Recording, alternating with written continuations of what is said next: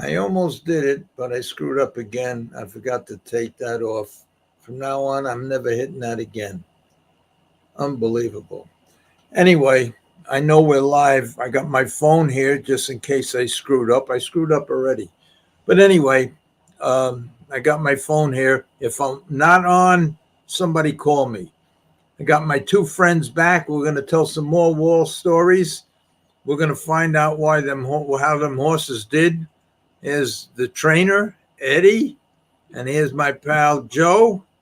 And we're on. I think we're on live now. I think we're okay. Now, before we start, anybody that has any questions for any one of these two guys or myself, just type it in, because I'm going to try to do what Tommy Stiggs does, is look at the comments. And boy, this is going to be tough. I got a lot of comments already. You know what they're doing? They're making, one of these guys on here is making a podcast of all the goof ups that I did. I did enough goof ups and screw ups. They're making a whole series about it. You know, what do you call them when they make them mistakes on TV series? A spoof? What? A spoof? No, not a spoof. The takeouts, whatever they call them. Anyway, something. The screw ups, all the ones that they screw up. Well, I screw so far. I think I screwed up every one for the last 2 months, including this one. I'm never going to hit that first one no more. I keep forgetting to take it off. You made more mistakes than Biden. Yeah, Anthony. Oh, God, we got a lot of people here today. Oh, before I forget, Joey, somebody, let's see who it is. He wants to know, this guy, user NZ. This guy might be from New Zealand. Anyway, he says, Joe, where's Vito and Sticks? You know who that is? Yeah. Vito Rubin and Ed Bradley, known as Sticks. Vito is still working. He's still doing paddocks.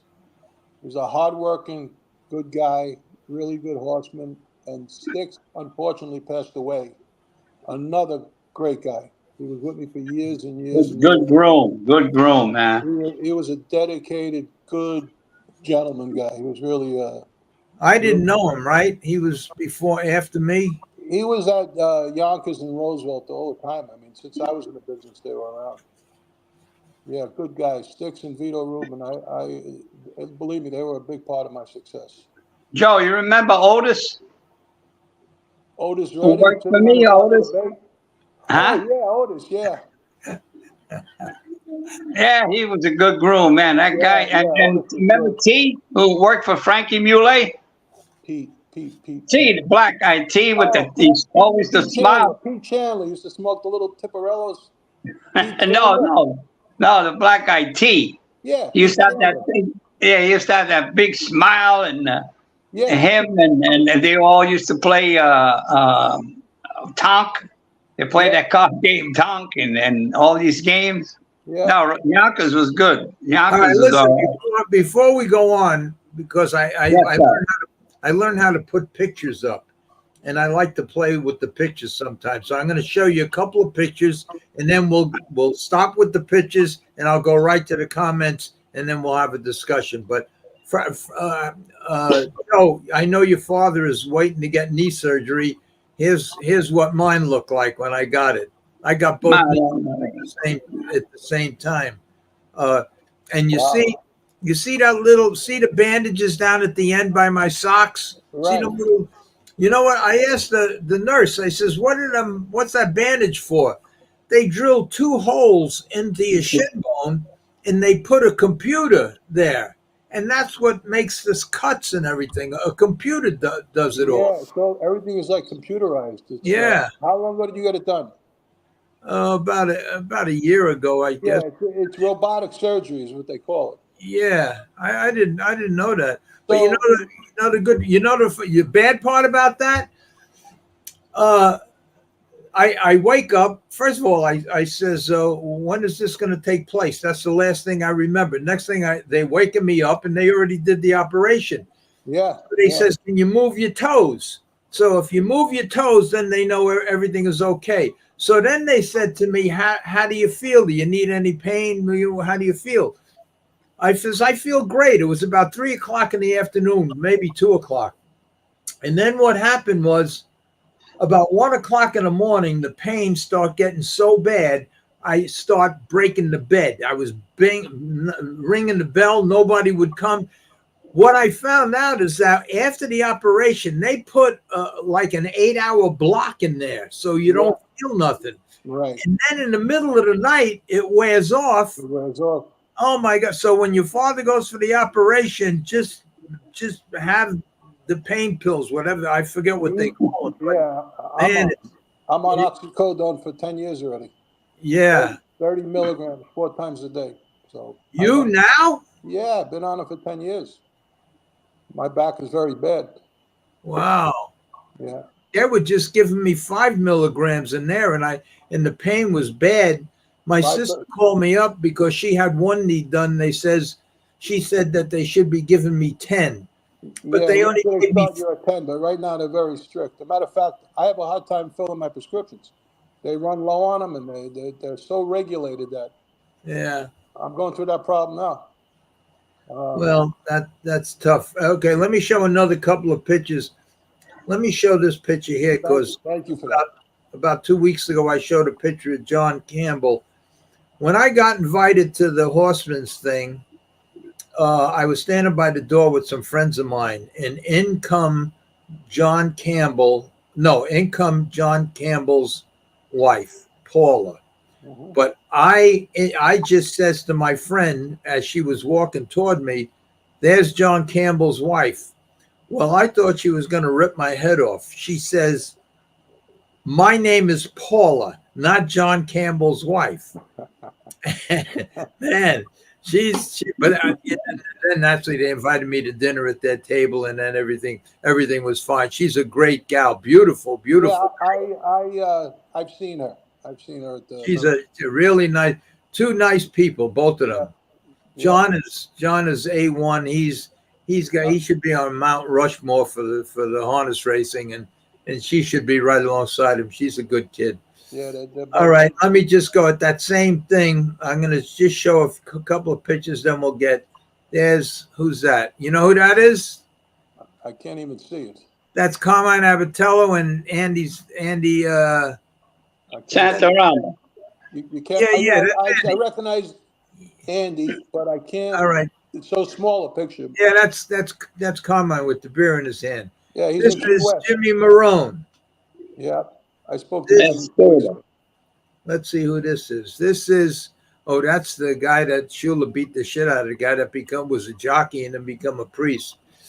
Okay, you don't want to see that. You know what that is? That's when I had to do my friend in the middle here, the actor Peter Guarino, his girlfriend on his right with the fur coat on. She was doing a rap video, and that's me all the way over to the right. Yeah. He asked me to get dressed up as a gangster at the bar, so I did it as a favor to them. You know who this is? You know who that is? That's Alan Finkelson. That's Bobby Parker, who owns the Concord Hotel. That's Alan's wife and Bobby's wife. Mm-hmm. Okay. This is us after a race in a day in the mud. People have no idea what we go through. I remember that picture from Hoof Beach. Okay. What year was that? Oh, I don't know. I just saw it. I remember many nights like this, and then they come with the screen. It made no difference what you. No, the best. Pocono was the worst. Pocono was the worst. Okay, and there's a picture of our pal Mike Gagliardi before he died. Yep. There's a picture of Renee Pullen and his beautiful, beautiful wife, who wind up dying of cancer. What a shame. And right after she died, when she died, she left Renee with these 2 kids. Well, really 3. What a shame. Renee was a good guy. And then I did a whole podcast on Renee and what happened to him. Yeah, I saw it. What a Renee and I shame. were friendly. Renee, a matter of fact, taught me how to tube horse. And there's me and Renee now. I went to see him, and that's the picture of his wife in between us on the wall. And Renee, that's a sad story. What happened to that kid? He was a good kid. Me and Renee, I took over his stable when he had that horse that won 18 in a row. What the hell was that name of that horse? And his brother was working for me and stuff. And me, Renee, his wife, my wife, we used to go out a lot. And we went to my friend's house New Year's Eve. And what happened was one day, his beautiful daughter, she reached up for a cup of coffee that was scalding hot, the poor kid. And the hot coffee just fell all over and burnt. Oh my God, I remember that so distinctively. We rushed her to the hospital, and she had, from the caffeine, the poison. But thank God nothing was scarred and everything. It was really horrific. He got good kids. I go over there a lot. They're great kids. Yeah. I remember a story with Renee. He was very good friends with that bookmaker I used to bet with, Al Cuso. Yeah. If you remember Gilles Villemure, he was the goalie for the Rangers. Yeah. He got some horses, and he used to drive. Right. So Renee brought him over to the bar after the races one night, and me, Al, and him were talking. And Al offered Villemure $20,000 to let a few pucks go by him, and he wouldn't do it. I never forget that. He said, "Gilles, I'll give you $20,000 one game." He would not do it. Yeah. Because, all right, and here's some. I don't know how many you got into. Well, Eddie, you didn't drive, right? You just trained. No. Joe, I don't know how many of these you got into, but I got in a whole bunch of them.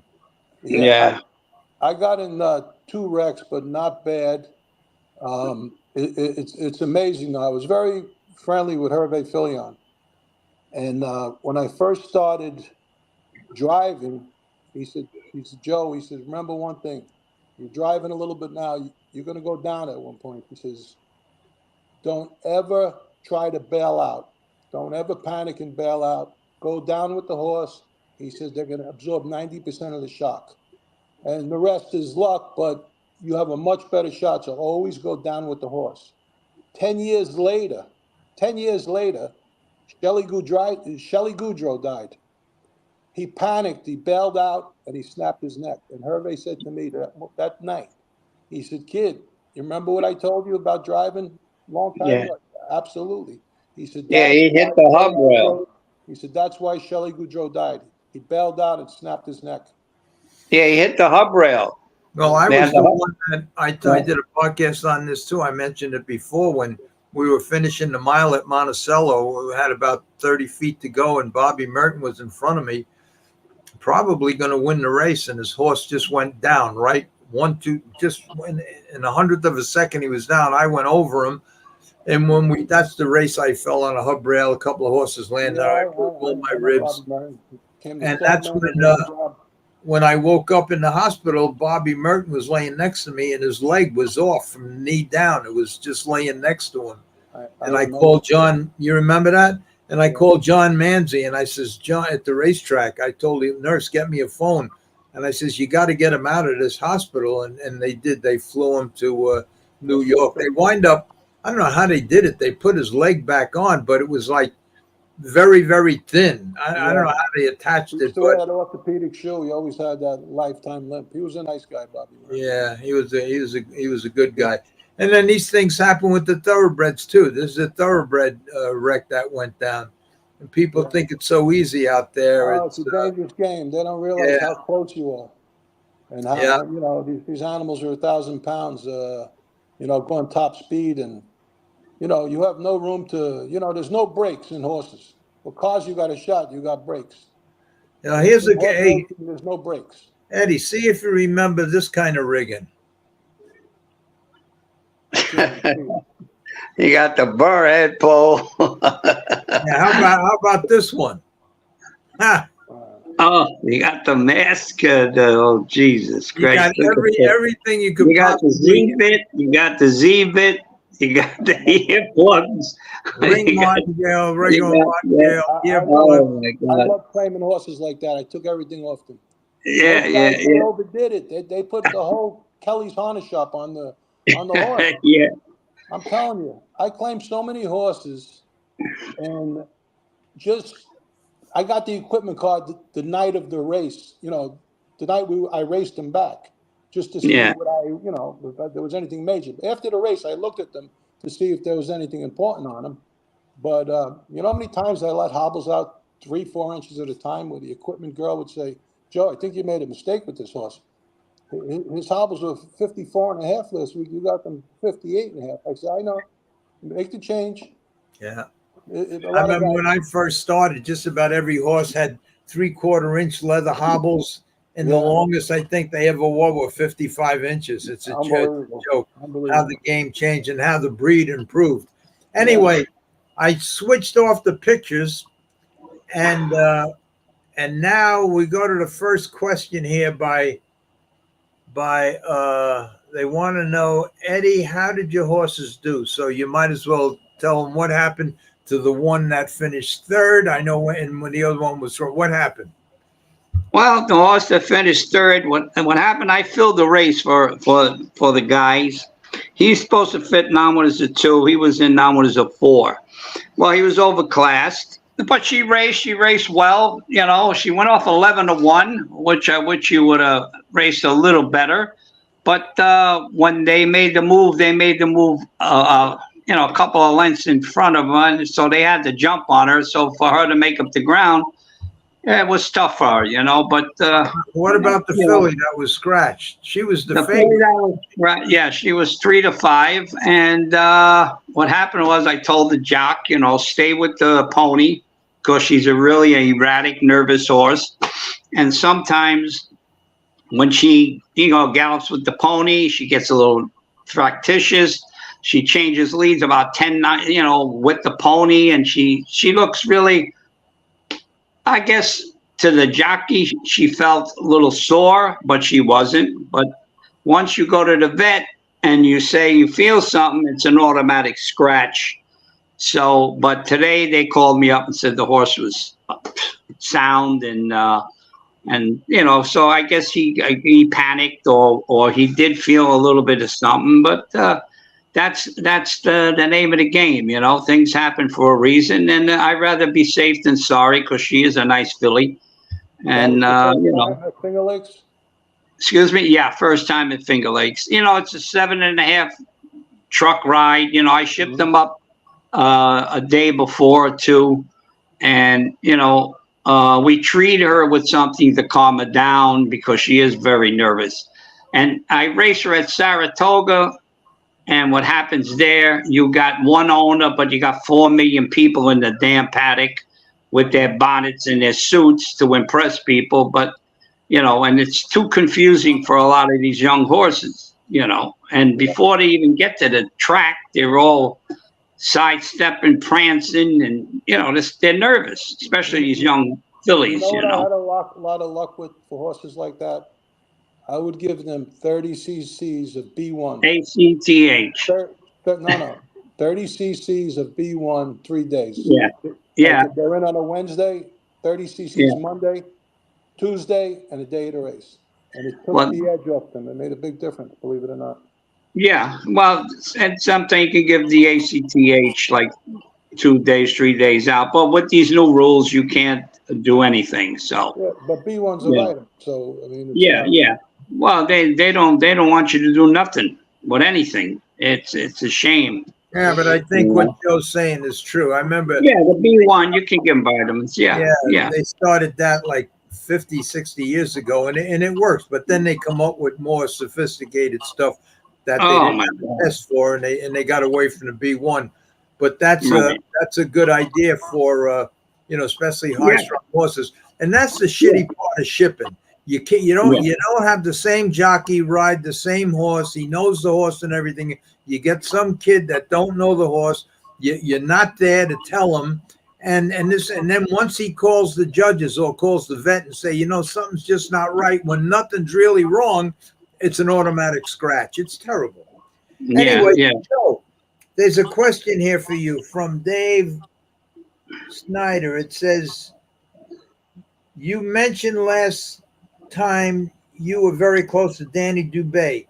Did he get caught up in that Allard scandal at all? He was like his main driver, I thought. Do you know if he got caught up in that? I do not. I haven't spoke to him. Last time I saw him was at Pompano about three years ago. He was there, and I saw him in the shed row. I went to Jack Rice's barn, and Jack says Danny's coming tomorrow, and I went back to see him because me and Danny were when he came down from Canada. I forgot who it was, but someone said he's a good guy and he's a good driver. Give him a shot. And Stefan Bouchard. He came with Stefan Bouchard. Okay, but no, he came before Stefan Bouchard because when Stefan Bouchard came down, I was in the judge's office the first day, and he says, "Hello, my name is Stefan Bouchard. I am here to replace Dan Dubé." And so it was after Dubé. That's when Dubé was at the Meadowlands. But I don't know, Dave. And by the way, everybody, thank you for the nice comments. I appreciated them. I expected some couple of bad ones, but I'm not computer savvy. But my daughter called me and told me that there were a lot of nice things said. So, Dave, thank you. And also the Johnny Logerato and the Rockefeller Racing Stable. Oh, Jesus. They had, He was. Yeah, hello, Johnny. I see him on Facebook all the time. Yeah, they had he was a character. With me. Yeah, Johnny. Didn't his parents own? Didn't his father own a junkyard or something? They were in the junk business. Yeah, they were in the cleaning business, Rockefeller Cleaning Services, and I think one of them owned a junkyard. One of the fathers or something like that. They had a war horse with me named Pisco, who did good with every trainer. I remember that horse, Pisco. Yeah. But I claimed the horse with him, and this is one of the most memorable moves I've ever seen. Her name was Laughing Gas. She was a 5-year-old mare. She was a maniac. She was kicking like crazy. I had to score it down myself because whoever drove it didn't want to score it down. And Dave Ingraham was driving for me at the time because Roulette and Case, I think, were the two leading drivers then, and something happened. They weren't there. So Dave Ingram's a friend of mine, a good friend of mine. And he was driving all my horses. This mare made a move. She won like 4 in a row, first of all, when I claimed her. She made a move. It was a 9-horse field. She had like the 8-hole. At the 5/8, she was 9th. And David tipped her 3 wide. And before the 3/4 pole, she had, well, put it this way, coming into the last turn, she had 5 on the field. She must have came like forget about a 13-second 8th. It was unbelievable. The biggest move I ever seen in my life. From first to last, if the drivers didn't have their helmets on, they would have flew off. That's how fast she went. So Tommy Times wants to know if you remember Mike the Cop in Yonkers paddock, Mike the Cop. I didn't know. Mike Cicalo. Oh, yeah, you're Cicalo brother. All right. I trained the horse for them. Let me read a couple of these things, and then we'll get back to a discussion, and then this way more questions will come up. This is from Robert Wallace. He sent me 2, one last week that I never read, so I'll read this one first. I just got this one. It's from Robert Wallace. He says, I've been waiting 60 years for an answer to some questions. Here are 2. Shuttleworth once offered to signal us the winner when he was in the race. It was like a cockamamie arrangement, touching his ear or knee, and of course it didn't work. Years later, my wife and I were watching a post-parade at Meadowlands on TV. A driver made a move I'd never seen before. He was checking out equipment. I told my wife that horse would win. and he did win at a decent price. Was this just a coincidence? In my opinion, it was just a coincidence. At the Meadowlands, and any good driver, when he's sitting on a bike, he just looks over and just to make sure that everything is on right and adjusted right. And sometimes Teddy Wing was brutal when it came to that. Teddy Wing, he'd scored the horse down once, come back to the paddock, and make 5 changes. Yeah, But Teddy drove a lot for me. Yeah. That's true. Well, he was the one when I got barred, I gave all the horses to Right. O'Donnell. He wound up giving them to Teddy Wing. Yeah. All right. And then he says, Guarino once mentioned the public had a problem with drivers talking to one another before a race. It was a bad image. What would you say? What would they say that they couldn't say in the locker room or paddock? Well, first of all, in a locker room, everybody's not there at the same exact time. Second of all, in the paddock, you probably don't run into them because they're talking with the other trainers. And third of all, it don't happen very often, but every once in a while, the drivers know each other. They drive together for the last 5, 10, 15, 20, sometimes 30 years. You're on the track, you haven't seen them for whatever, and you say, how you doing? How's everything? And it don't mean nothing. It has, in my opinion, especially at the Meadowlands, has nothing to do with leave, I'll give you a hole or anything like that. It's all social stuff. These guys are professionals. They got friends, and they. So another thing is, if you have a problem with typing on the keyboard, okay. All right. And then he talks here about here's what he said. Here's what he said. This was the first one he sent me. He says, regarding Gilmore and Shuttleworth, the fixed race, I was there when it happened. And I'll tell you, by the names he mentioned, he probably was there because he mentioned this guy, John. And anyway, Shuttleworth was supposed to beat Buddy's horse at the wire at Roosevelt. But naturally, Buddy wound up winning the race. And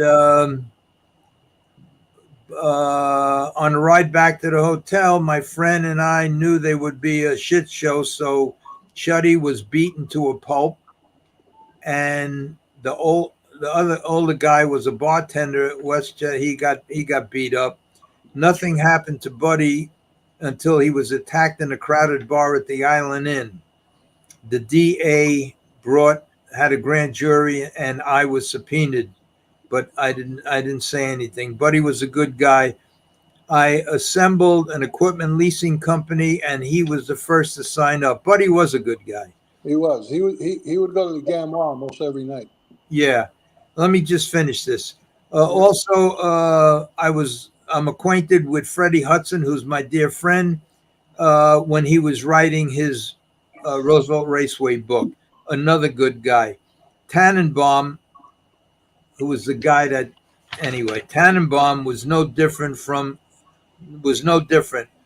Another arrogant, nasty, low-class garment scumbag. All want to be wise guys. And then he asked, who was Leo Dubin? Leo Dubin was the general manager. I think I got this right. This was 60 years ago. Leo, when Tannenbaum threw me out of there and barred me from New York, and that's when all my trouble started because of that guy. Dubin was the general manager of the track. When the track was sold, Dubin wound up going to Monticello. Slutsky hired him as the general manager, and he was there, and he knew everything that I was doing, and he remembered when I was falsely accused of stiffing a horse back then. So, but Slutsky kept him under control and told him to leave me alone. So that's who Leo Dubin was. The Concord maitre d' was a penny. Shuttleworth hung out with Gary for okay. So that's enough. That's I'm not going to read no more. Okay, so let's see. Larry did you ever make enough money in 1 week to pay off Gilbert? I answered that question. No, I never did. You got to remember, even when Tony Shula, even when everything was going okay, even when we were fixing 1 or 2 races a day, my thing, I'll just say it real quick. If I had to invest 20,000, 25,000 to pay off the jockeys and Con Erico, then I had to bet another 25,000 boxing the remaining live horses. All I was looking to do was just double my money, which would be 50, 60,000. And basically that's what I did. But sometimes I'd go up to 80,000, 100,000. Okay. Now, the problem I had, it was I was sending maybe 3, 4, 5, sometimes 10 kids a day down to the Bahamas to Dr. Burton that were cancer victims. After I sent, and I won't go through that whole Dr. Burton story again, I will just say that Dr. Burton was a friend who found a cure for cancer. He wouldn't tell the Cancer Society, because they're all private organizations, what it was unless he headed it. They wouldn't let him head it, so they blackballed him. Me and Davey Handel supported him. We bought him a house in Long Island, bought him all the machinery he needed, all the rats and mice and everything. During that time, we were making a deal with the Bahamian government. We got him down to the Bahamas. The Bahamian government built him a laboratory and everything else. And he really did have a cure for cancer. I know, because I sent my cousin down there, who I grew up with. They gave her less than 3 months to live. And that was 50 years ago. She's still alive today. And because of word of mouth, everybody started calling me. And every time I'd go home, I'd have that answering machine with the tapes in it. I had 2 tapes, and it'd be full of, and all the messages were the same. I have a 3-year-old boy. He has leukemia. I have this. Cookie told me that you would help me. But at that time, Dr. Burton took no insurance. So I'd have 15, 20 calls every single day of people that had cancer or their kids had cancer. He wouldn't take insurance, and the fee, including plane fare, hotel stay, because you had to stay for 6 weeks, and Dr. Burton's charge, it came to back then about $10,000, $12,000.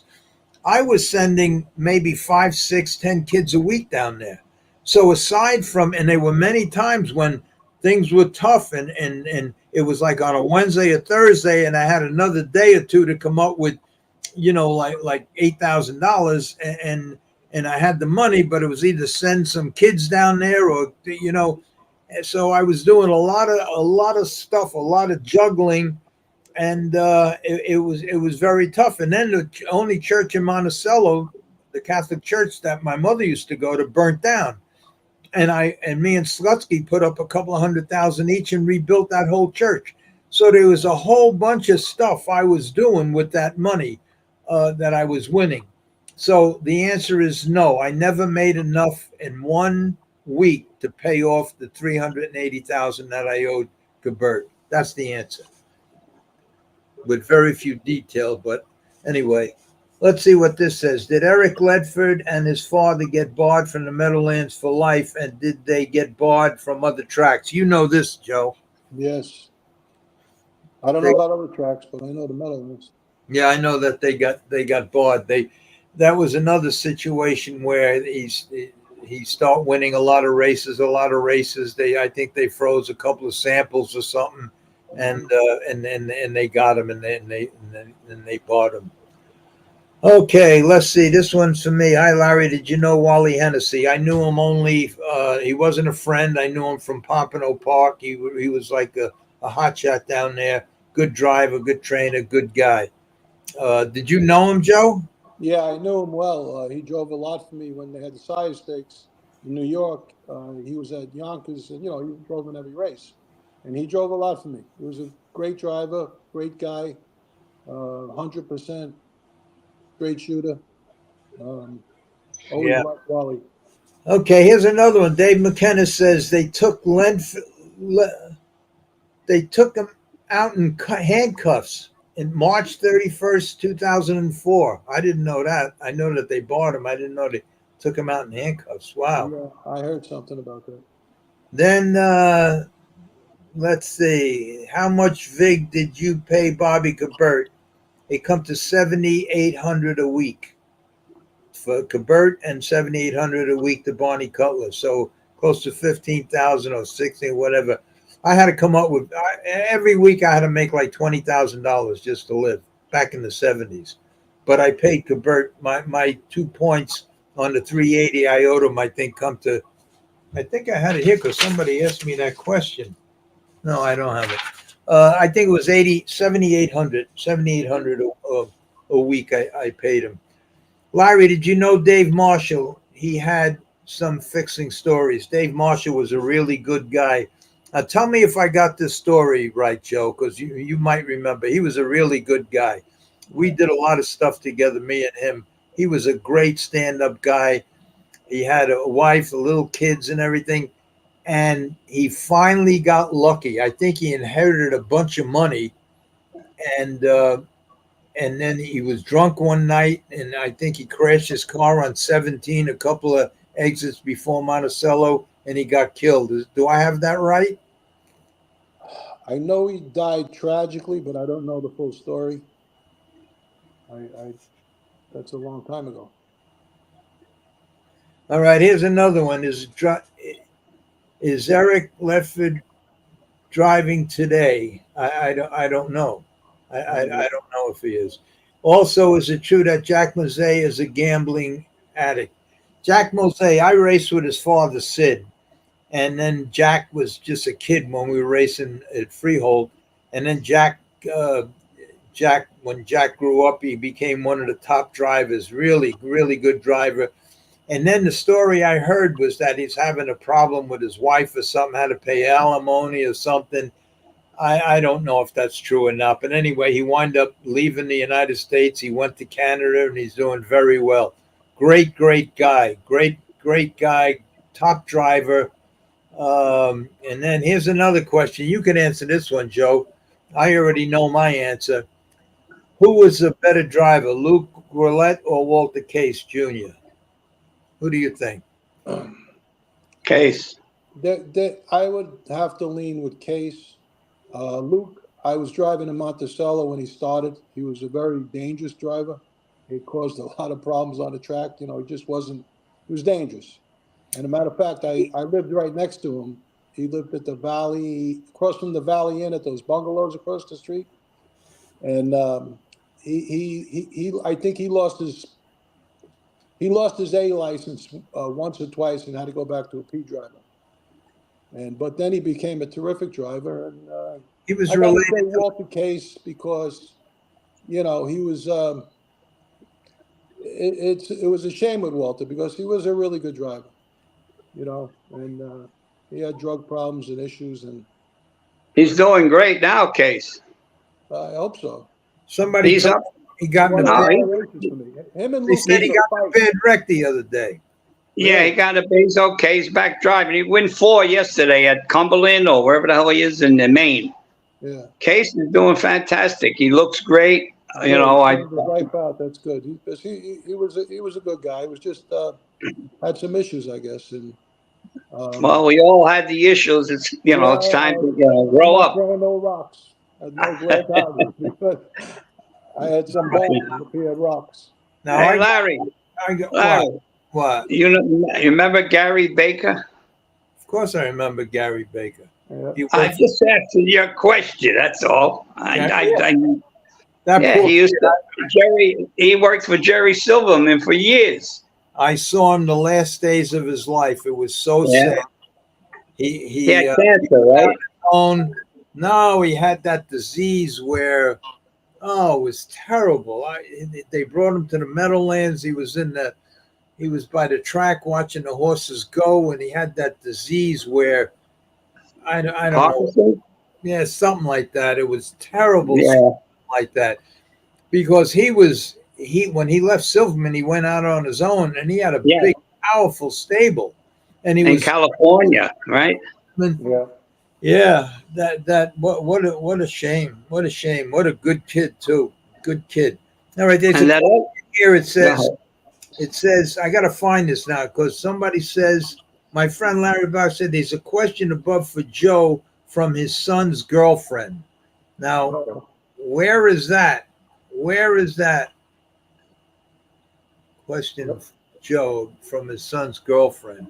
Oh, I got to look for a girl's name. Okay, this Her is name is Joe. Victoria. Here it is. Victoria, yeah. Um, Nice Joe, girl. Good what girl. is the most amount of races you've ever won in 1 year? That's a good question. I think 275. I You won think. 275 in 1 year? Yeah. Yeah. Why did you Something. stop driving? What for Not what? driving. Training. Oh, training. She said, what was the most races you okay. She meant, yeah, okay. She didn't say driving, training. Yeah. I'm not sure. Maybe 267, 27. It was in that range between 265 and 275. So you were a heavyweight. Yeah. Yeah. I did good. Yeah. I won. I had 12 horses in one night. I won 8 races, and it happened a few times. I had like the whole Saturday nights, Friday nights. I had Thursday, Friday, and Saturday. I had every race almost all the time, unless it was stakes time. Whatever happened? Somebody just asked. This is another sad story. Dominic DeCherio, whatever happened to Eldon Horner? Eldon Horner. Eldon Horner was the son of Levi Horner, and Wolfpack. he he got he was walking. From what I heard, he was walking. I think it was a 2-year-old walking a 2-year-old out of the stall, and I guess he was afraid that he was going to come out fast or run out and hit his hip on the wall. So he stood in front of him, in front of his head, held both sides of the halter, and just backed up slowly. But the horse got spooked, and he ran him over, and Eldon died. Oh my God. So, it's that the people don't understand. When you get kicked by a horse, it's equivalent to laying on the ground and somebody having a sledgehammer and just coming right down on your head. There was a kid a few years back in Dover Downs, my brother told me, because if you get hit flush with a horse, don't forget, you're going 35 miles an hour. The horse's foot is coming. It's a solid horn with a steel shoe on it. And just like somebody swing, in fact, it's like somebody swing a sledgehammer 10 times faster than you could swing it, Right. and then hitting you right in the face. My brother ran out to the track to help the guy. His face was on the back side of his head. I was there the night that Dave Dunkley died. Remember Dave Dunkley? Of course, another great guy. Good guy. I remember it was the third or fourth race because I was in the next race, and it happened in the second turn. The horses went down, and we were sitting on the rail there by the up ramp at Roosevelt Raceway, and the horse stepped on his head. And back then we had them cheap little helmets. They were like batting helmets, like the kids use, and the thin helmets. Yeah. It was. We had to stuff a towel in his head because his brain was on the track. It was terrible. His brain was on the track. All we did was we didn't know what to do. We grabbed the towel to try to stop the bleeding. We actually rolled it up and put it in where his brain was. He was dead already, but we just didn't know what to do. It happened right in front of us. It was like terrible. Since that time, they improved the helmets a lot. Yeah. Oh yeah. But it's still, if you get hit in the head, even with the helmet on, that foot will crack the helmet right in half. But at least it's something. Yeah. There's a guy here ask a question. Where the hell is it? It keeps moving, this thing.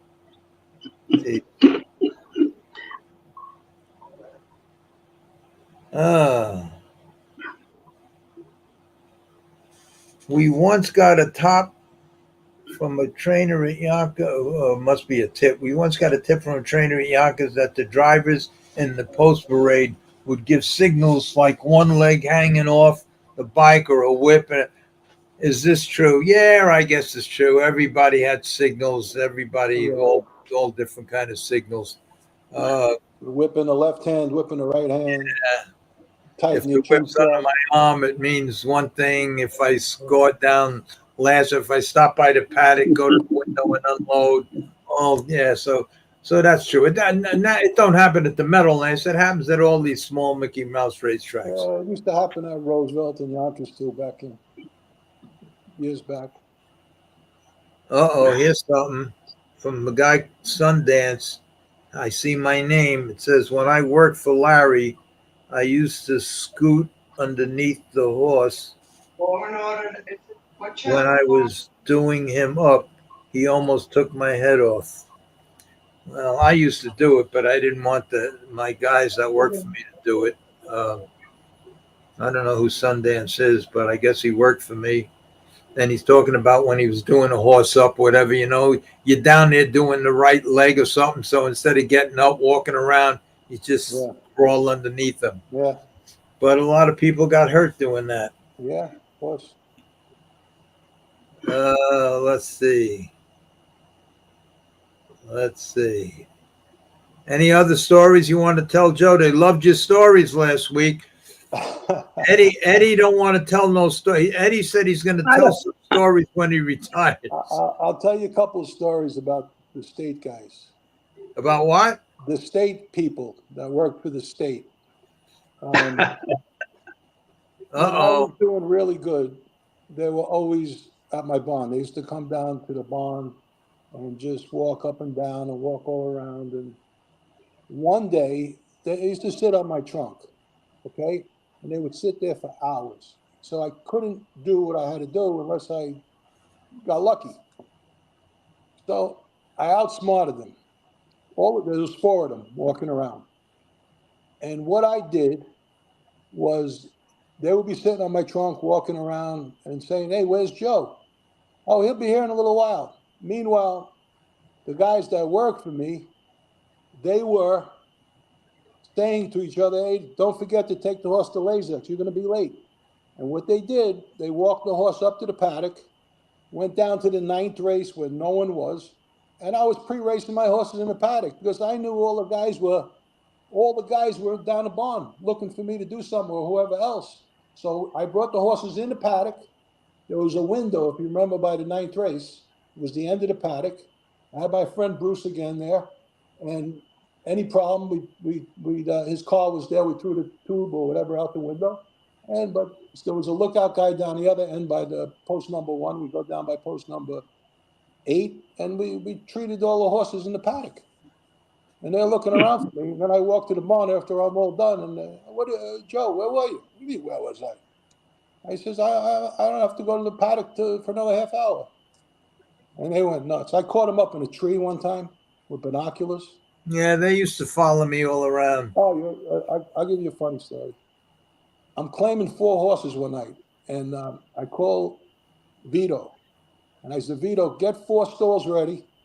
I said, I'm going to put 4 claims in tonight. He says, Joe, we're low on shavings or straw, whatever we were using at the time. So I says, all right, I'll borrow 3 or 4 bales from whoever. So when I get to the track, the feed guys, they had the trailers parked in the parking lot behind the barn area. So I seen the door was open. And Mike LaValle was working for Gene Parent. You remember when Mike LaValle used to train for going on? Yeah. Gene Parent had a feed business and as hay and straw. So I saw the trailer door open and I went. I said, Mike, do me a favor. I need an order tomorrow, but can you give me 4 bales now of hay and straw? No, just straw or shavings or whatever. And he said, yeah. So as I'm coming back, I see somebody on the roof of my barn, on the roof. And Yonkers barn, they were like, the roofs were like this. And then in the middle, they had windows that went up about a foot that opened up for ventilation. And then they had the top. And on the roof of the barn was tar, but they had all pebbles on top of it. Like little white pebbles on top of the tar. So I see somebody on the roof, on my barn roof. And he's sitting He's laying down looking in the window, and I see him because I'm not supposed to be by the food truck. No one goes there then. I see him. So when I get close, I drove my truck by. It was George, the guy who works for the state. So I got my grooms down in the barn. I said, listen, I'm going to say some dumb things in a minute. Don't reply, don't answer, don't say what you're talking about or anything like that. I said, George is on the roof of our barn. He's right above the second stall. I said, so don't reply to what I'm going to say. So we had the jar carts up against the fence there in the end of the barn. They were all lined up. So I yelled to my grooms. George was up there, he was looking in the window, but he didn't know I knew. So he's up on the roof. And I said, hey, you guys didn't wash these jar carts. I told you I want them washed every day. So the shafts of the jar cart were just about roof level, maybe a little lower. So what I did, I got the hose, and I said, I'll clean it myself. And I started shooting a hose up there to get George wet. So he's on the roof now all wet. And all I hear was the pebbles moving all over like he was running down the end of the barn. But he was on the roof, and I got him soaking wet. I know it because I knew right where he was. And they're always looking for me. They followed me around for a long time. Honest Track Security did. I'm not sure if Honest Track Security was still around. No. These were the state people. I worked for the state, the Racing and Wagering Board. Yeah, they used to raid the bonds. They used to come down to the bonds and search. Yeah, I have a little story about that. They came into my barn. They came into my barn one day, and they were going through my trunks. So I knew they were coming. So, I mean, it's going to sound crazy, but I had a brown paper bag, and I swear to God, I'm going to tell it. I don't care if not. I had a big dildo, a vibrating dildo, and I put it in the bag. Next, I got a better story, Eddie. Wait. So as they come in, they open the trunk. So now one of the ladies opens the trunk. She says, "What's in the bag?" I said, "Listen, don't open it, because if you open it, you'll never be lonely." That's what I said. Well, she opened the thing. And all the guys, they bust out laughing. and they never came to my barn again. Can I ask you what you were doing with that thing in the bag? Because I knew they were coming, so. So I trapped them. I got them good. I didn't care. I was crazy. I know you're crazy, Eddie. I know that. Let me answer that kid. Is it true John Campbell doesn't smoke or drink or gamble? Yes, it's true. John's a good guy.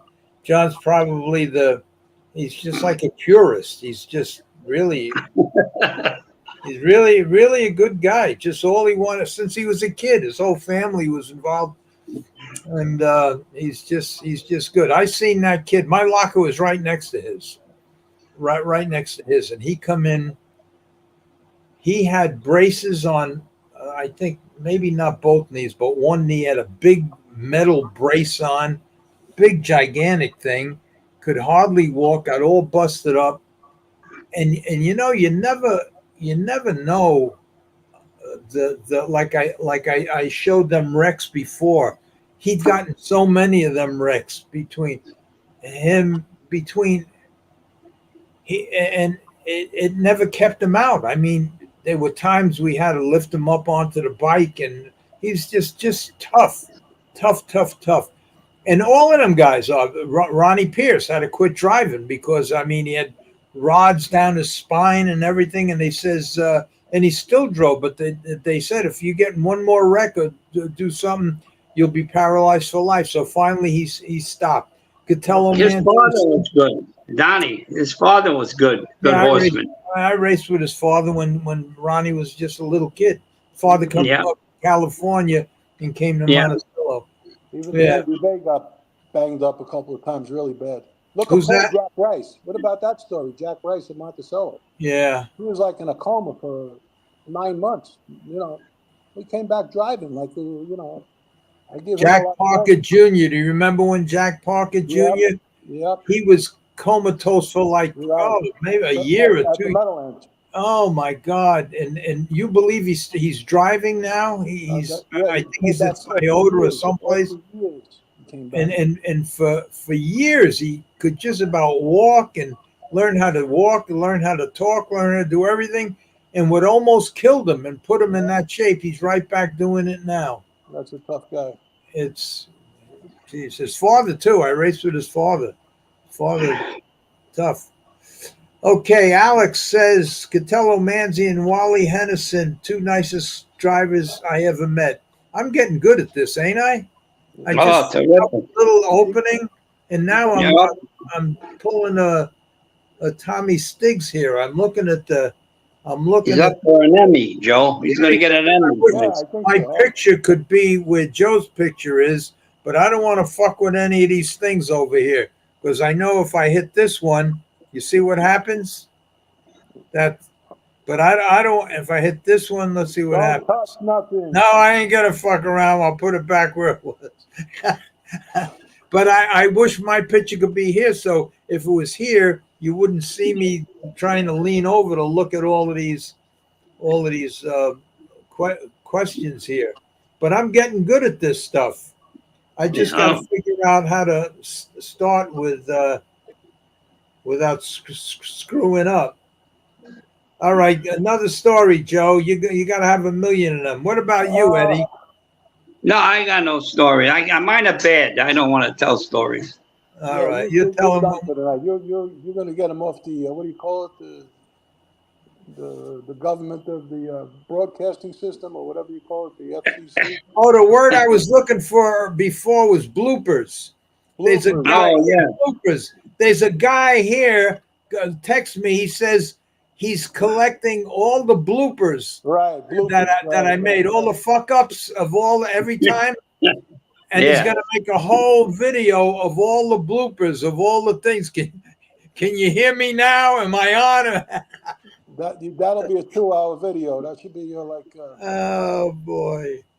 They'll send it to Funny's home videos. You know, this guy. It's a girl. Carla Gomez says Ledford died. Really? Yeah, I think I heard that too years ago. Yeah. Who died? Yeah, and this guy Steve says, Eric is dead. Oh no, he's question mark. Yeah, but I think he is. Yeah, I think he did die. I think I remember that. Yeah. Boy, am I getting good at this, boy. All right. Well, don't say nothing. Just don't breathe. Don't breathe. You'll get it. This girl that used to work for me, Trish, her name is. She just sent over something. Good luck. Last week she called me about 500 times to tell me that we weren't on, but I never answered a call. She's a good kid. I have to meet up with her for lunch because she lives in Garfield, right? And I go to Garfield maybe 2-3 times a week to see my friend Alfred, and she lives right around the corner, right around the corner from that restaurant Goodfellas, and she was a good kid, and every time she calls me, she just says, and she leaves messages, "You changed my life. You changed my life." I don't know how the fuck I changed her life, but one day I'm going to take her to lunch, and she's going to tell me how I changed her life. All right, what else? Let's see. We've been on for an hour. And I know you have to go to bed. When are you going to retire, Eddie?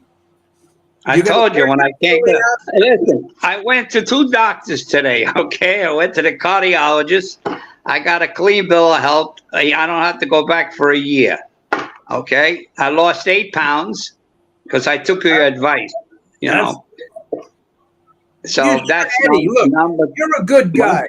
You're a really good guy, a legitimate good guy. No bullshit. Why? Well, Larry, I had my fill from the 60s, from being a hippie, a biker, a porno star, whatever the fuck I did in my life.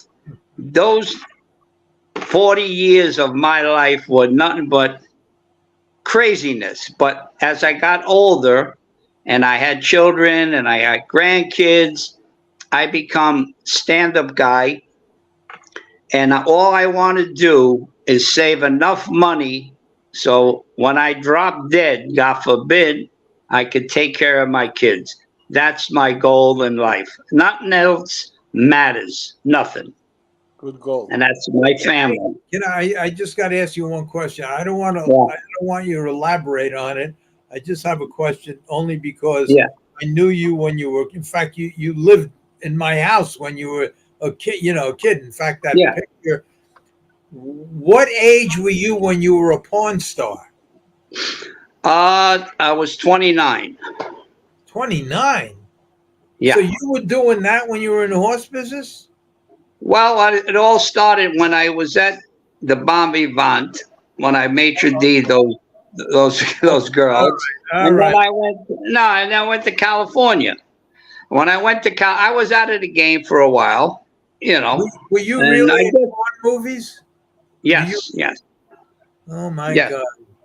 yes. Oh jeez. Okay.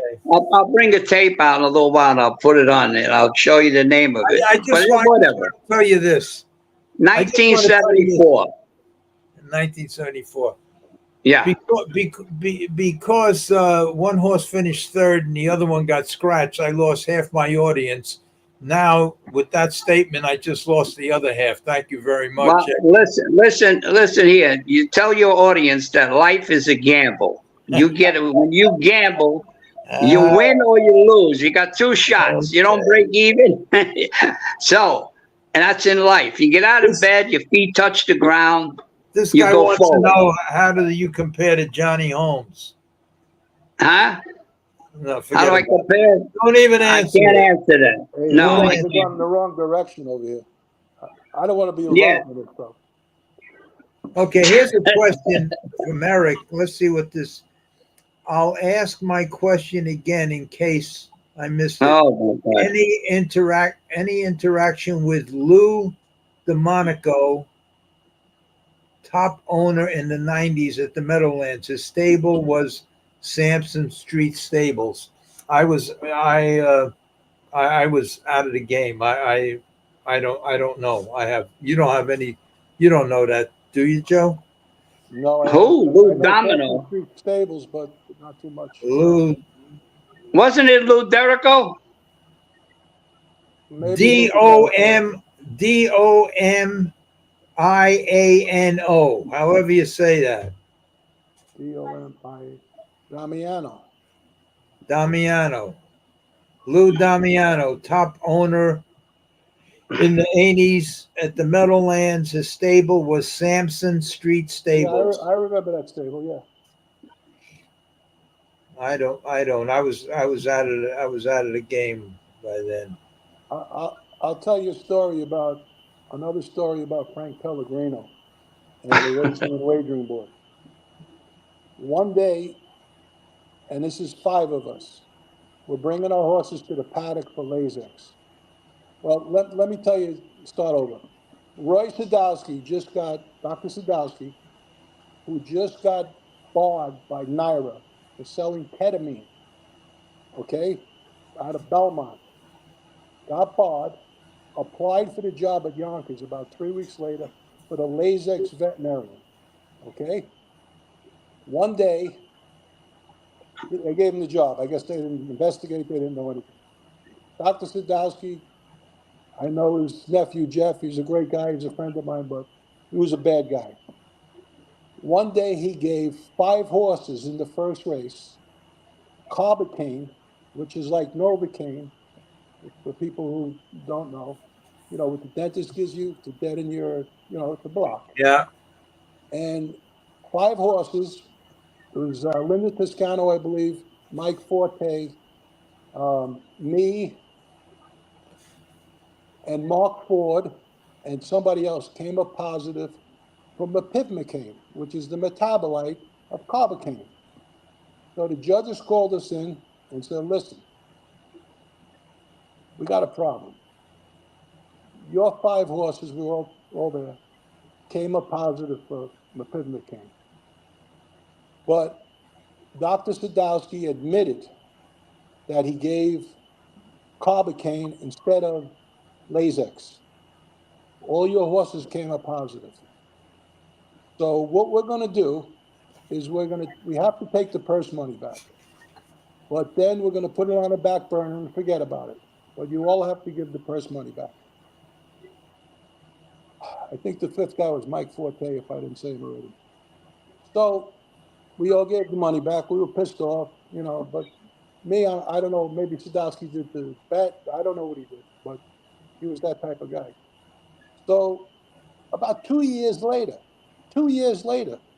Frankie Pellegrino calls me in. He said, Joe, we got a little problem. I said, what's that, Frankie? He said, you remember that incident a couple of years ago with the Lasix where all you guys come up positive? We know it was Dr. Sadowski's fault. I says, yeah. He says, well, we got a new guy at the racing commission, and he says he can't let that go. So you're all going to get called in, and you're going to have to go before the committee, and they might prosecute you. Not prosecute you, but give you days for it. So I says, Frankie, that's 2 years ago. The vet admitted that he did it. It was for carbocaine. There was no Lasix in their system. I mean, come on. It was an honest mistake, or it was, on purpose. But there's no Lasix. We paid for the Lasix. We raced our horses. And then 4 or 5 days later, you tell us we all come up positive. So we gave the money back. So 2 years later, like I said, he says, Joe, they're coming after you guys for that. We got a new guy in the commission. So he says, he gave me the, what do you call it, when they give you a fine, suspension, whatever. And I got to go to Albany. So I called Mike Forte up, and he says to me, I said, Mike, did Frankie talk to you? He says, no. I said, we all we're going to have a problem. We all got positives on that carbocaine. And he said, what are you talking about? I didn't hear anything about that. I called Mark Ford up. He said, no one contacted me yet, Joe. I didn't hear that.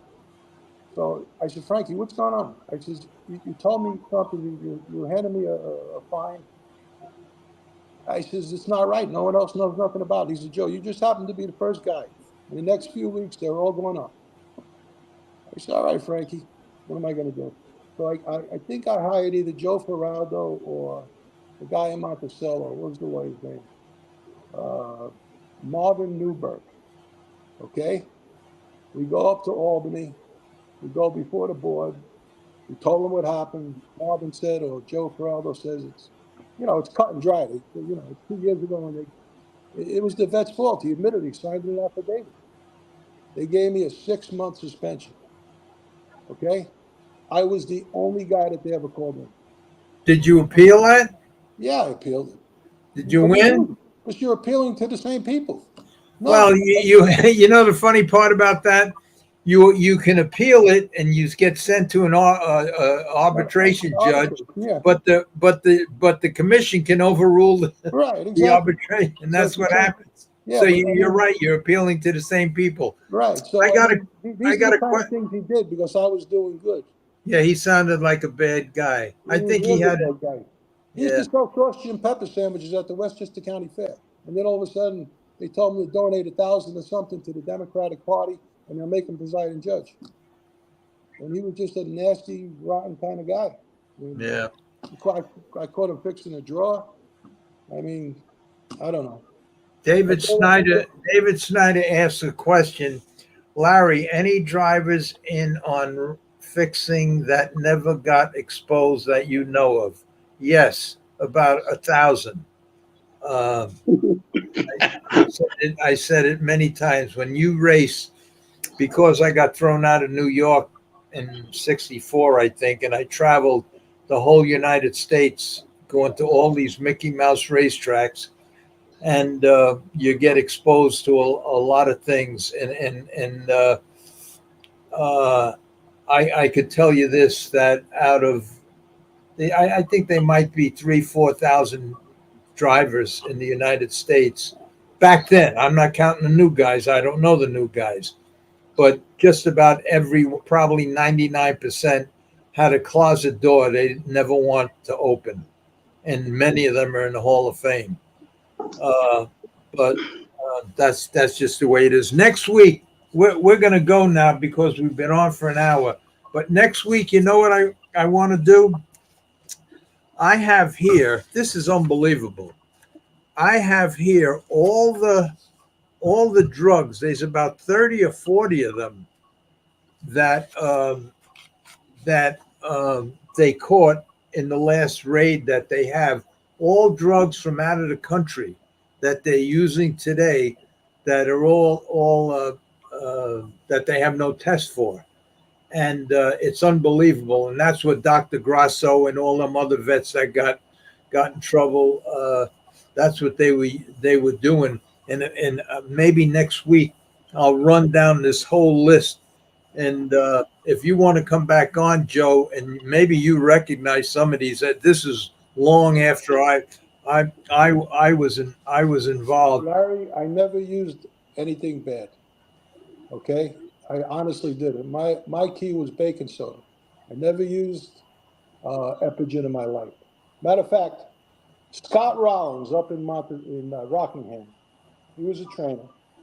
He asked the Racing and Wagering Board if his owner could pay for the tests on all my horses, because he says he swore I was using Epigen, and I never ever used it once in my life because I hated what it did to the horses.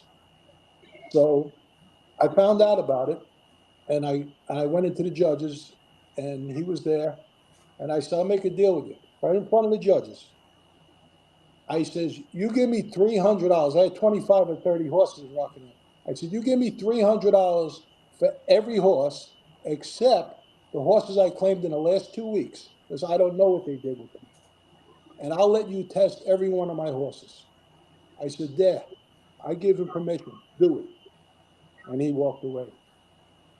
So that's the kind of guy he was. And All right, listen. Somebody, maybe you know this. I don't. I think I know, but I don't remember. This Patrick Smith says somebody told me back in the day there was a dentist that used to go, I guess, to the track, but he was barred, so he wear a disguise and used to bet a lot of money. Did you know him? I think I did, but I just don't. I don't remember. And he asked earlier, how about a dentist at Monticello? There was a from the track. I don't know. Anyway, that's it. We did pretty good today. You know that we were on for an hour and 15 minutes, and it's so much fun. And I'm getting really good at this stuff. Please hit the button. Please hit the like button. Okay, Jesse. Ring the bell, hit the like, and subscribe. Do you know, I think I have 100.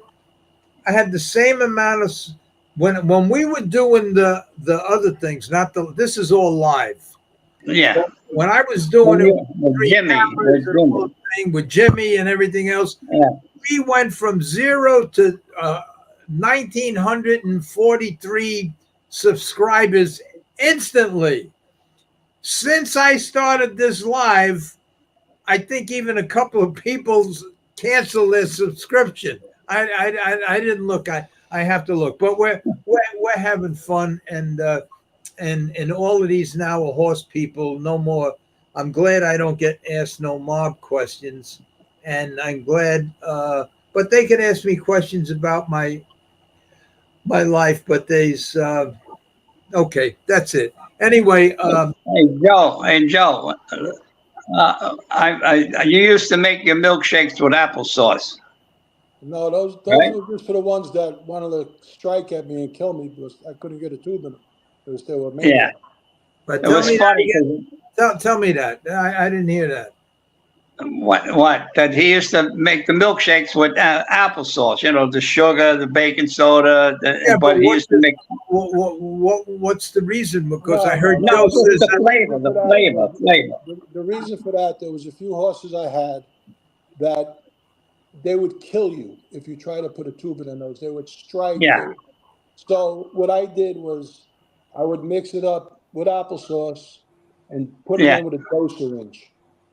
Okay, Yeah. shoot it down their throat with the dose syringe. It's the only way I get it into them because Now, let me ask you a question, because this is how Renee Pullen really got out and out fucked, because at the time he was tubing them horses at Belmont, milkshaking was not illegal. The only thing that was illegal was putting a tube down a horse's throat, 4 hours before a race. But milkshake itself, in other words, I wonder if you just got a big dose syringe and mixed up a milkshake, say a gallon, and just 100 cc's at a time, shoot it down his throat. What and milkshake, meaning the baking soda and the confectionate sugar and everything that went into a milkshake. If that was not illegal to give a horse, and you gave it with a syringe instead of tubing them, it would be the same as what many guys used to do 60, 70 years ago. yeah. Glycerin. When I worked at Chapman, all the horses got like a coffee scoop when they used to have the coffee scoops every night, baking soda on their feet, right from when I started with Chapman in the late '70s, mid '70s. You know who first introduced me to that in the early 70s was Pelling. Brett Pelham. He was the one that come from New Zealand.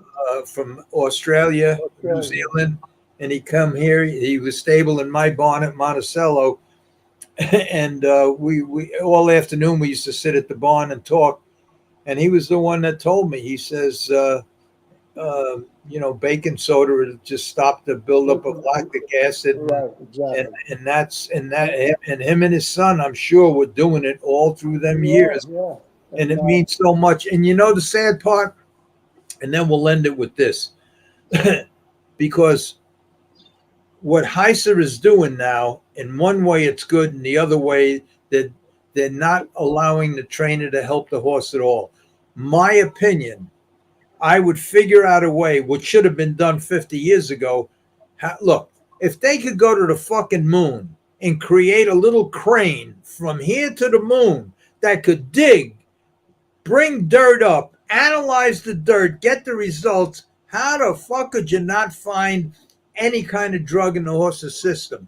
So I just don't understand that. But if I was on the committee, I would figure that out. But here's what I would do. I would allow every trainer, after a horse races, the next morning, that night, as soon as he comes in off the paddock, is give him a shot, 10 cc's of Banamine, 10 cc's of Bute, and 10 cc's of, or maybe 5 cc's of just testosterone, water-based testosterone. Okay? The next morning, give him maybe 3-4 jugs, maybe 2-3 gallons of some kind of fluids.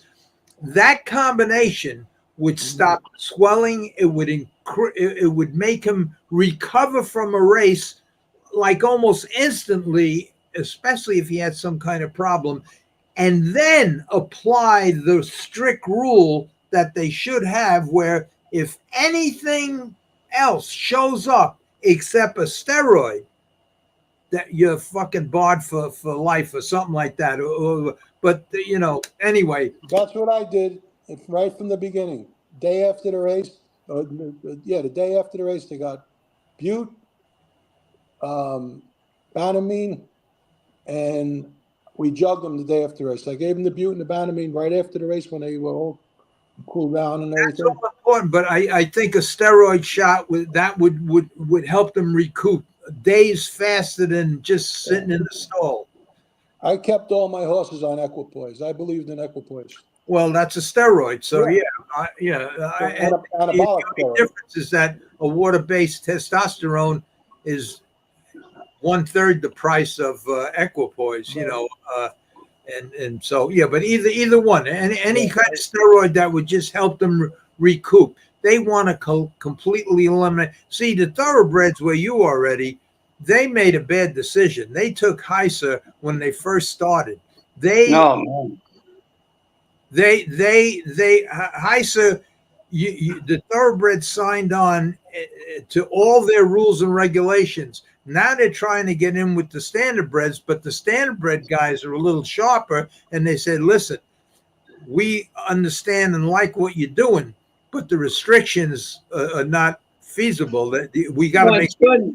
It's good that they're trying to get the people that are enhancing the performance of a horse, but taking away the trying to make a horse sound. You got a horse with the buck shins. You can't freeze fire. You can't pin fire. You can't blister. Then you can't use iodine to do the back. You can't internal blister the back anymore. Wait a cannot. Eddie, hold it. I know you can't use any kind of paint. They see one blade of scurf in the horse's scratch. But let me ask you this. If a horse bucks a shin, they will not allow you to freeze fire that shin? No, freeze fire or pin fire or blister. Why? Even if you lay them up?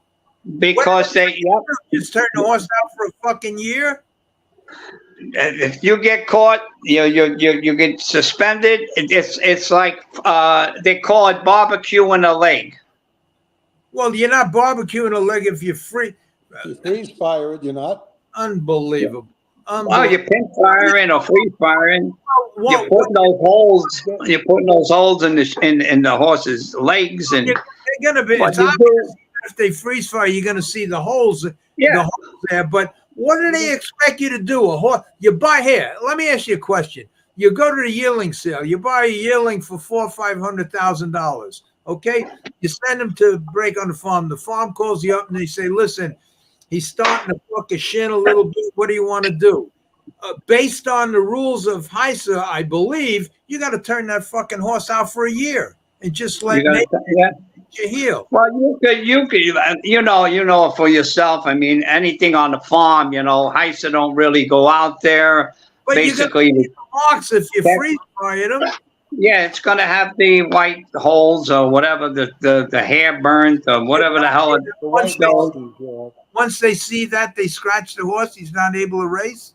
I don't know, but you're not allowed to do nothing anymore. You cannot. I mean, an internal blister, especially thoroughbreds, all their action from behind, and their backs are so sore from the deepness of that training track at Belmont. It's pathetic. Well, let me just say this, and then we got to go because we're approaching 2 hours. But let me just say this, because I'm going to meet with a guy this week. He's coming down from Connecticut. And he wrote me a 2-page letter that was with a lot of good questions. That there's two sides to each of the stories. Like, why do they raise 2-year-olds? Why don't they wait till they're 3? And rather than try to explain it, I told him, I says, let's meet for dinner, and I'll tell you all about it. But you have to understand this, and this is things that the last bones that fuse on a thoroughbred are the hind end. Yeah. Hind end bones are the last one to fuse. Starts from the ground all the way up. And yet, as yearlings and 2-year-olds starting in November, maybe when they're a year and a half old, they're putting these 200-pound exercise riders on them. And there's a lot of things that could be corrected and that should be. And that's why I want a thoroughbred trainer on here that's retired, not like you, that's a friend and that's still in the game. Somebody so we can go back and forth. So I could say, how the fuck could you spend $200,000-$300,000 or $1 million for a yearling and then send them off to a facility that trains only yearlings that has maybe 5-6 exercise riders that are probably all drunk. You're training, breaking maybe 70, 80, the top farm, 70, 80 yearlings that you're breaking because of weather conditions and not enough help and everything else. Then they keep them for 6 months. Then they give him back to you, say he's ready to go 3/8. In the meantime, they can't even they can't go a mile. They get him a go. I can't get into this because I get crazy. Anyway, so do I.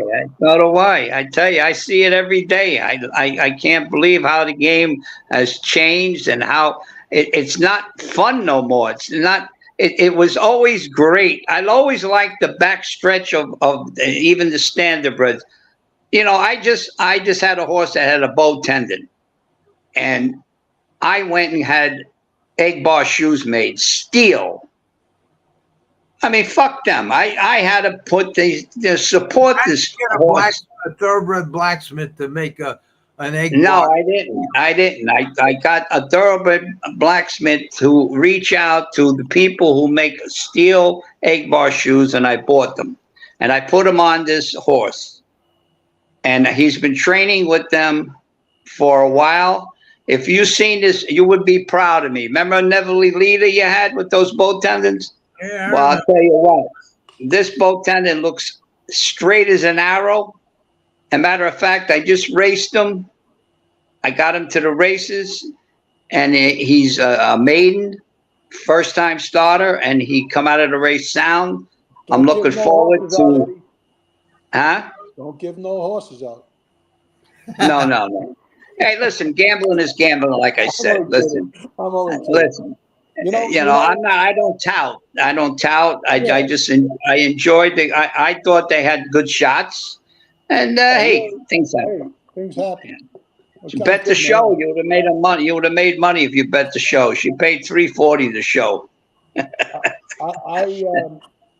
Any horse that had a soft tissue problem, I would send him to Dr. Riddle. Yes, I did. But I'll tell you one thing. I sent the horse to 99% of them made it back to the races. Listen, I sent a horse to Dr. Riddle, a thoroughbred, with a bow tendon.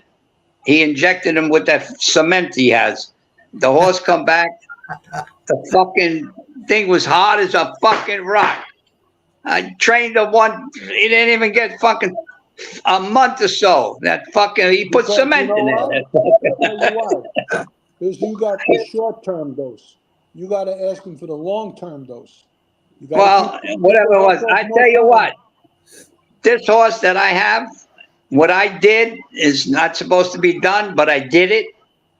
And this fucking, if you've seen this leg, I got to show you the befores and after of this leg. This is two horses. I had a suspensory branch detached from the sesamoid. He didn't drop the suspensory. I did some fucking miracle work. Dr. Brennan, you know Dr. Brennan, Larry. You know him too, the old man, Dr. Brennan. He made me this leg paint that I still got the recipe from the fucking 60s, 70s, or whatever the hell. I use it.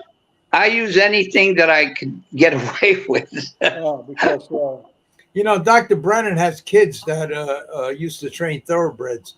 Yes, his son. I see his son. You should see his son. He's about 700 pounds, but he's a nice kid. He was a football player, wasn't he, for a big college? Yeah. Yeah.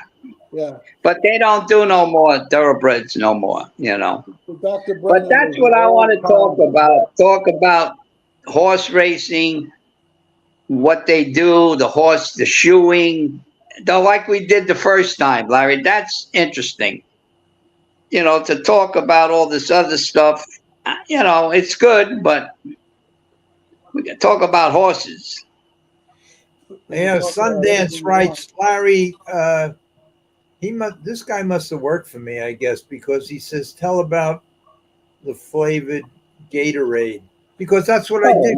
Gatorade came out. The next morning, I would get a whole case of Gatorade and tube them with the whole case. Yeah. You know, they lose 35 pounds of fluid. Yes. Just from Lasix alone. Then you add the sweat and everything else. They lose close to 10% of their whole. First of all, I think I said this before. 70% of a horse's body, that's 700 pounds on a 1,000-pound horse, is fluid. When you lose 10% of that fluid, all your organs start to disintegrate. They all start to malfunction and everything else. So that's a serious problem. And that's one of the reasons why I'm against Lasix, among other reasons. And they're paying Heiser, this company, $700,000 or $800,000 to take a 2-year study on the use of Lasix, whether they should use it or not. What a fucking joke. Give me 10,000 and I'll give you reasons why you shouldn't use it. I'm a guy that's against Lasix. I did better with bleeders when there was no Lasix. I would buy bleeders off people. I put them on a program. They'd be out for 2 months, but they never bled again as long as I maintained them. I mean, it was a Well, the process. stuff we used to use, we could use, but now you can't use Yeah. it. So, you can't use anything. You can't use anything that helps a horse. Nothing. I mean, not It's really enhance. bad because you want to keep the horses happy. You want to keep them comfortable. I never believed in training horses hard. Me, I was the No. guy, unless they were younger horses that needed to work. You got to understand, I had claimers. I had 95% claimers. And I see these Oh, what guys did I out have, there. Joe? Yeah. I I had, see these I guys had all training these claimers. horses. They would train the horses. This was back many years ago. They'd be training horses in 2.5, 2.2, 2.3, back in Roosevelt days. I would Yeah, drive the horse 3 miles a day, give them 2 days off to their race, drive them 3 miles a day and put them in.